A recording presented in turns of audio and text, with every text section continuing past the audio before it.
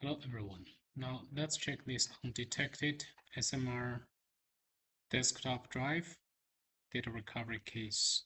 And this is pension drive. And we have already listed all the firmware modules here. So let's check the module 190 from the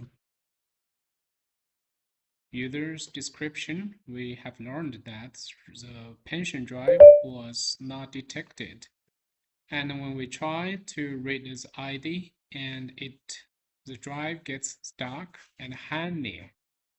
So at this time, and we need to disable the module 411 and enter the software. Right now, we can see we have disabled the 411 successfully here. So now we can access the firmware modules here.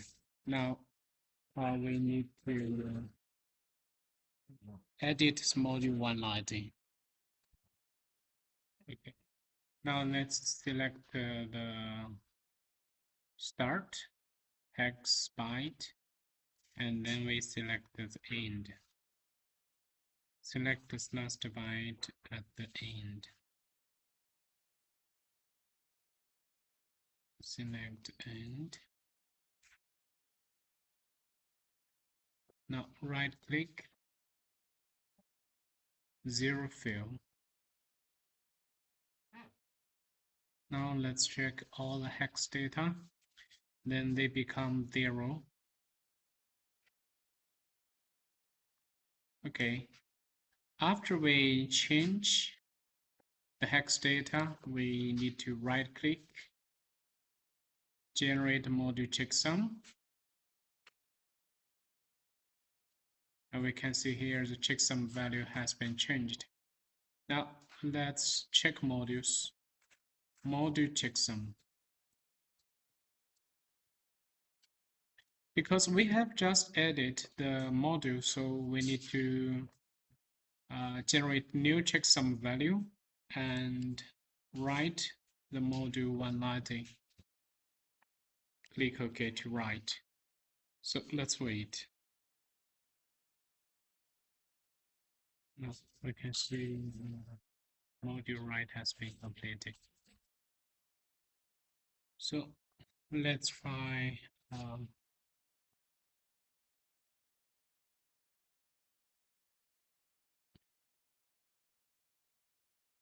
enable. So we can only test this one. Enable 411. And execute the firmware restart. So let's say if after this repair, the pension drive will be repaired or not. So let's try to re-enter the software and read the drive. Now we can see the drive is now detected. So let's note the T2 data, and we need to use the DFO DDP. So this is a DFO DDP.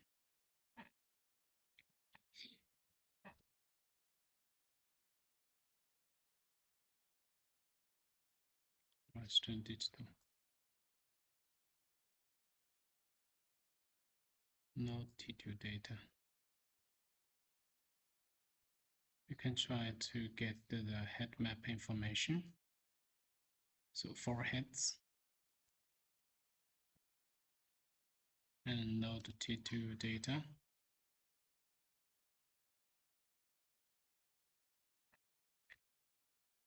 So here we need to select the T2 data, and then let's say, let's produce end.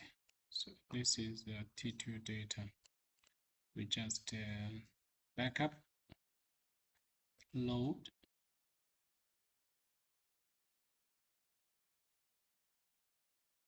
So let's wait a little bit.